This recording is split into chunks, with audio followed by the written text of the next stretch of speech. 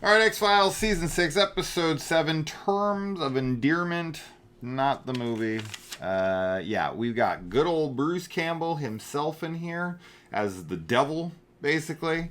And he's knocking chicks up to try to see if he can have a normal baby. And unbeknownst to him, spoilers for the episode, there is a demonic chick out there who is trying to birth a devil kid. Yeah. And they're both doing the same thing, but wanting different results. Yeah. And they could have just traded babies the first go around, and they'd both be happy, and no one had to die. The normal babies?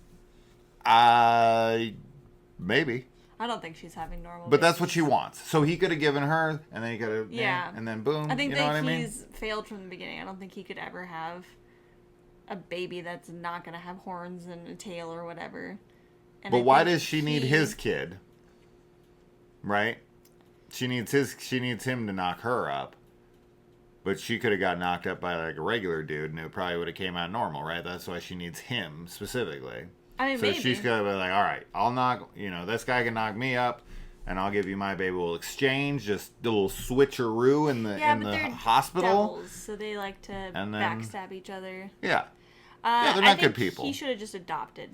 Like, that would have fixed No, all he his wanted problems. his blood. That's lame. He wanted his blood. He literally could have just adopted a baby and been like, here's my baby. I mean, yeah, to go to these lengths and to literally have to murder your kid because you want a blood kid is terrible. Murder your kid and frame your, wife every time.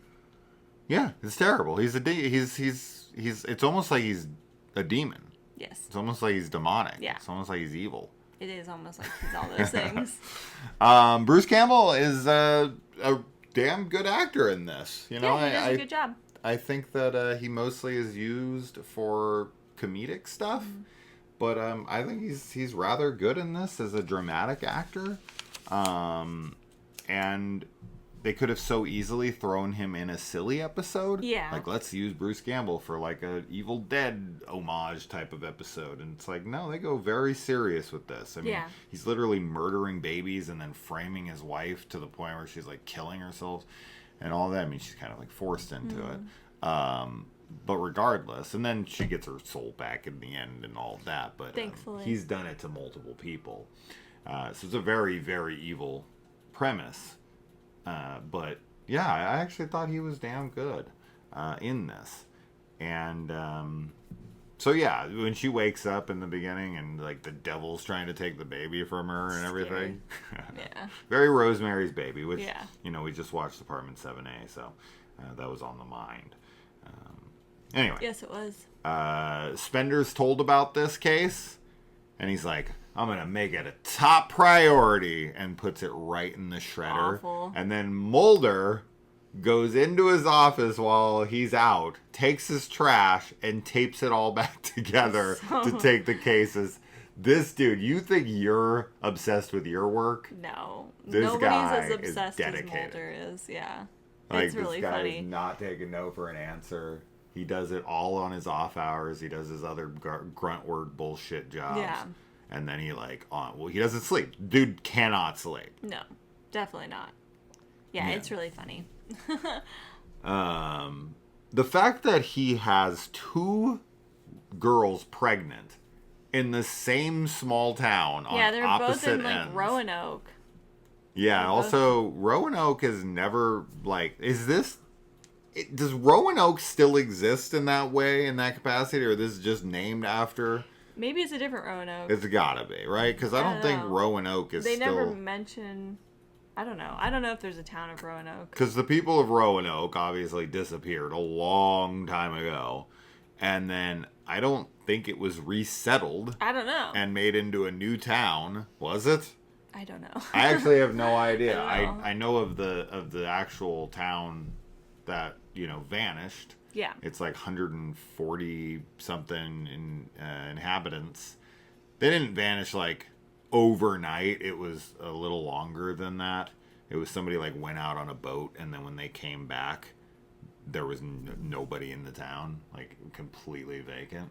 So I don't know. I'd have to look into this to see if Roanoke was reestablished and populated. and this is that town. I thought because they were in Roanoke, people would start disappearing. Right. I would love to see like a town that goes missing episode. Yeah, that would be really cool. So, that's not what this is though. So, I don't think it's the same Roanoke. I think it's just a similarly named town. Anyway. I think this is for the audience, but although he is a demon or devil or whatever the fuck he is, I don't know if he's the devil or not. But Mulder is having a conversation with Scully on the phone, and he maybe can hear both sides of the conversation, but he's on like the other side of a door listening in. I think we're supposed to be hearing Scully, and what he's hearing is only Mulder. I think that's how that plays out, but maybe because he has like devil hearing, he can hear both sides of the conversation. But I thought that was very funny when I was listening. I was like, he shouldn't be able to hear what she's saying on the phone. I don't really care. I mean, it's fucking X-File, and this guy's like a demon. But oh no, I think he's hearing them over a baby monitor. That's what it is. It's a baby monitor. Yeah. And somehow he's hearing what Scully's saying on the phone clear as day. No way. Yeah. No way. So I don't know what that is. I think it is really just us having to hear her side of the talk, and he's just hearing Mulder. But what Mulder's saying is damning without Scully. Yes. Yeah. Her words as well. Definitely. He's a demon. Yeah. Knowing he's kind of caught and his back's against the wall and he knows they're going to find the kid, he like immediately turns to her and he's like, I didn't tell you, but you came upstairs and you'd killed the kid. Yeah, it's so messed up. And she's like, what? And Oh he's my like, God. I woke up and you killed the kid. Evil. So bad. And then she like starts to think about his story when she's in prison. It's like, it doesn't make any sense. Like, you said I was in this nightgown, but that was the nightgown they found the baby wrapped in. And he's like, and then she's like, there's also something else I didn't tell anybody. And it says she bites him on the neck. And then she like looks at his neck and he's like, why'd you have to go and do it? And then that's when he sucks her soul out. Yeah. And it's funny because like the guards come and Mulder comes and he's like, oh, she just collapsed or whatever. And Mulder's like hardcore side-eyeing him, just like, I know. And then they do bring her back to life. They resuscitate her. And they're like, we've got a pulse. And he's like, what? He's like so upset that they brought her back. It's probably the first time that's ever happened. He's like, how is she alive? I took her soul. So that's all very funny. Yeah, I don't know. Maybe because he gets interrupted mid-suck. I don't think he does. He like finishes because he's the one that like calls them, I think. But I don't know. Okay. Yeah, I don't know. I don't know how she survives it. Really sucks though. Yes. Mulder like following him around and racing him in the car. Yeah, and that's really funny. It's really funny. And then when the guy's like having to figure out a different way because he was going to go to the ultrasound with the other chick, and then he goes in the house and just like, I know I'm not supposed to be here till Monday, but you can't ever be you don't want to be without insurance even for a day. And so he like makes up whatever excuse to go in. Then he like looks outside. Mulder's like letting the kids in the neighborhood play in his car. Yeah. And I love like antagonistic Mulder. Yeah, it's funny. He's really petty. Is the funniest Mulder He's to really, me. really petty. It gets me every time because it's so me.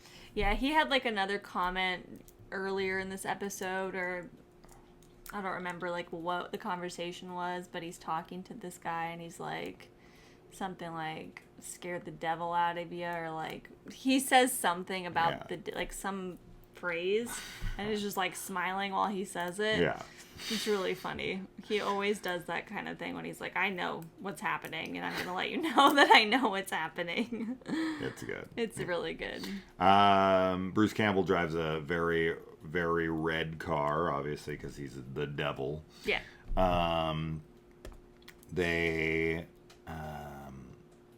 Is it Bruce? Is this who it is? It treats Scully with no respect. Who does? Is it Mulder, I'm saying? I can't remember why I wrote this down. Shit. It might have been Mulder, perhaps, because he calls her to, like... Yeah. He's on this case, and Scully's I mean, Scully does end up coming, but he wants her to examine the body. Yeah, he just never, like, tells her what... Or the lady. He never gives her the full explanation of anything. Yeah. He's just... I don't like how Mulder treats Scully. I just don't. I think that he's too lost in his head, but at that point, he's just running out of excuses for me. As much as I love him, I wish that he treated Scully better. Yeah. I feel like he looks down on her because she's not like him. And I don't like that. Mm-hmm. But he ends up catching this guy by doing a background check and finding out that he's, like, been using different names and identities. Yeah. So. And then the first girl he knocks up in the episode, her brother has a vendetta against this guy because he screwed with his sister. And he, like, walks in on him, like, he's not doing anything. He's right in front of, like, 2 federal agents, and he just shoots him in cold blood. Yeah, he does. No probable cause, no anything. And I'm like, bro, and he's like talking about, like, yeah, well, you know, whatever. I'm gonna be doing this and that. And I'm like, you're not gonna be doing shit. You're going to jail, dude. Yeah, I mean, two FBI agents watched you shoot him too. It wasn't even like he tried to hide it, but no. Yeah, and obviously though he ends up dying because his second wife was really a demon lady, and she steals the baby that's a little demon baby, and she's all happy, and she drives away in his red, like, convertible. Yeah. So it's a happy ending. Yeah, where's that kid? We gonna see him? I don't know where she's gonna go to raise him. We gonna have a devil? He's a little devil baby. Yeah. But I'm glad that the other girl got her soul back. Yeah. She didn't deserve that. Not at all. No, I mean, now she has to live with the rest of her life that her husband, like, killed their baby and then tried to pin it on him. Yeah. And then, she also has to be like, was he really, like, the devil? Yeah. Be like, my ex-husband was the devil. Oh, honey, I get it. No. Like, really? No, you don't understand. Like, he literally was a demon. And then they'd be like, okay. Okay, sweetheart, let's get you back to bed. Someone call help. These kinds of stories, it's like, even if they are real, who are you going to tell? Nobody's going to believe you except for Mulder. Yeah, and other Mulders of the world. I'd believe you. I'd sit there and listen, like... I wouldn't. Be like, yeah. Go to her, not me. He's a demon. I'm Scully, she's Mulder. Alright, that's it. The Bruce Campbell episode is what I would refer to this as. And that's that. Terms of endearment. Alright.